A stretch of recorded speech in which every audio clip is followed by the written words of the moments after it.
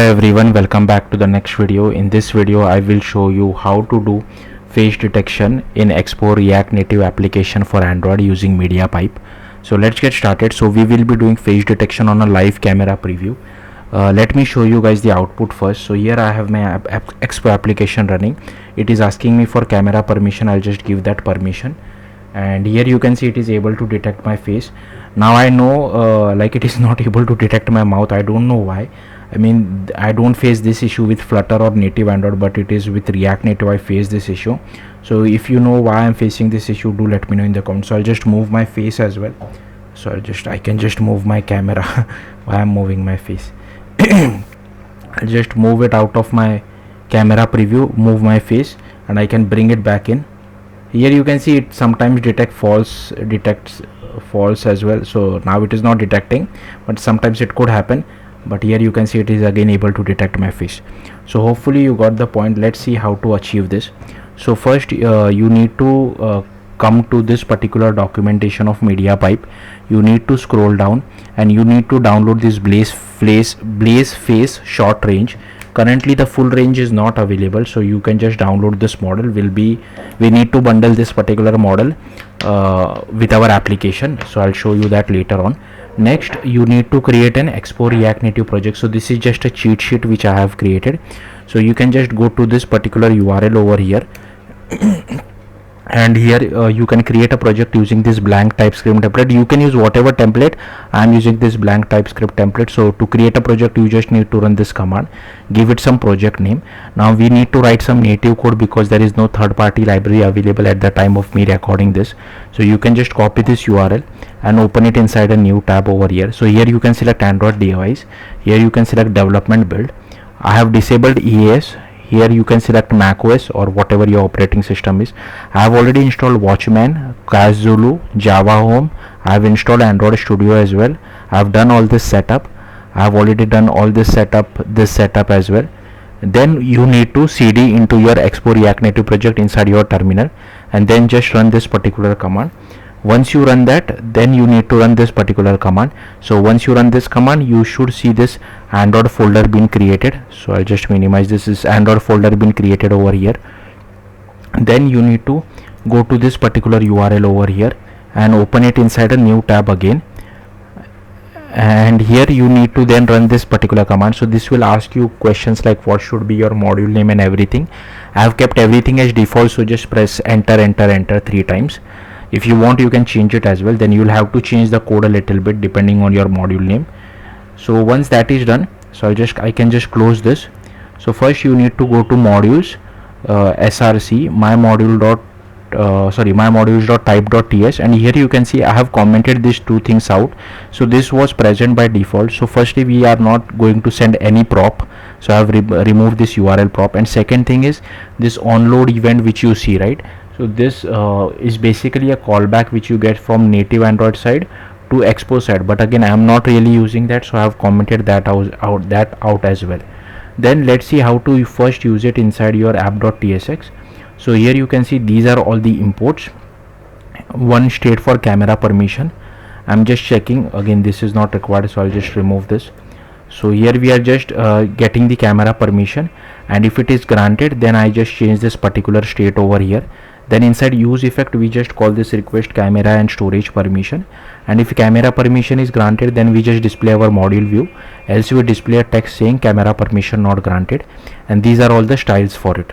Okay, so simple, nothing much. Then you need to go to the Android folder. You need to go to build.gradle, and inside dependency you need to add this dependency. So MediaPipe task vision, then camera core, camera 2, camera lifecycle, camera view, then constraint layout as well, and then app compat as well. So here I'll just make it something like this, because in case if EXPO React Native decide to change later on to use Kotlin Gradle instead of Groovy Gradle, this will not throw an error for you. So use something like this.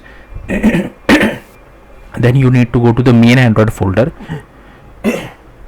go to app, src, main, android manifest.xml, and here I have just added this uses feature of Android hardware camera as well as camera permission. Then just close this down. Then go to the Android folder of your modules. then go to src, and inside main you need to create an assets folder, and inside the asset folder you need to drag and drop the TensorFlow Lite model over here. Then you need to go to Java, expo modules, my module. First you need to create this face detector helper.kt. Now this package name you should copy from whatever you see inside your my module.kt, right? So you can just copy this. Rest you can just copy paste what I'm showing it to you. Now even I'm not really good at this, I'll simply scroll through this file. I have copied all this code from the MediaPipe documentation. So basically here we are telling MediaPipe. So one more thing, in case if you have decided to name the TensorFlow Lite model something else, make sure you change it over here as well. Rest you can just again copy paste it. I'll simply, here we are just setting the options like what you want to access. Here this is the function is not necessary, this is for detecting from video file, we are not really using it, but I have kept it as it is. So in our case we are using this one. Okay, so again I'll simply scroll through this. You can copy it from the MediaPipe documentation as well. And this is so yeah, here we are returning this two interfaces as well.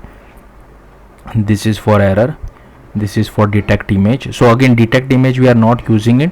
I have made a separate video of detecting images, so if you want you can watch that video.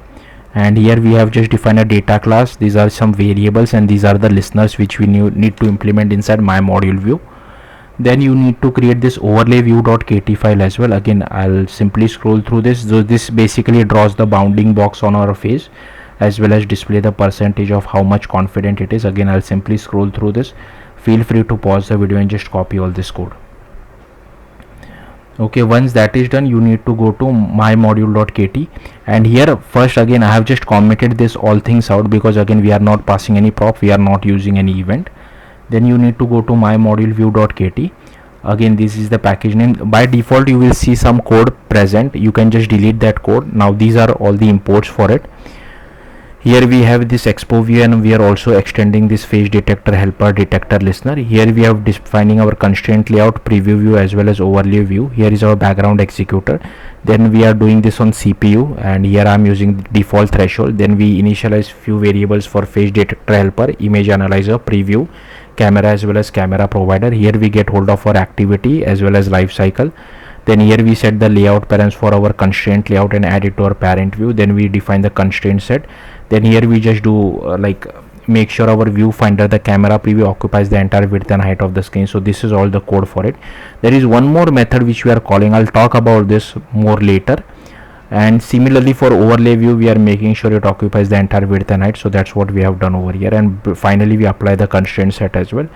Inside background executor we initialize our face detector and we call setup camera. Now coming to this method, so this is basically a hack which we need to do. If you don't do this you will not see your live camera preview, you will just see a black screen.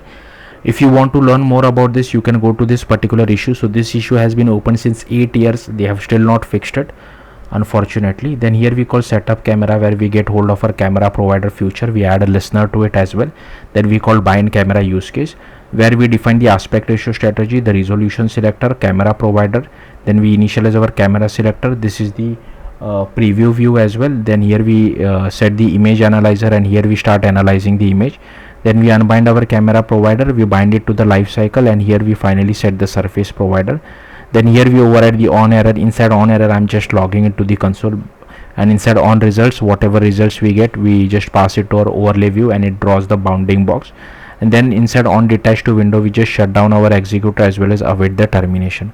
So yeah, that's all there is to it. If you have any questions do let me know in the comments. Thank you for watching. Bye.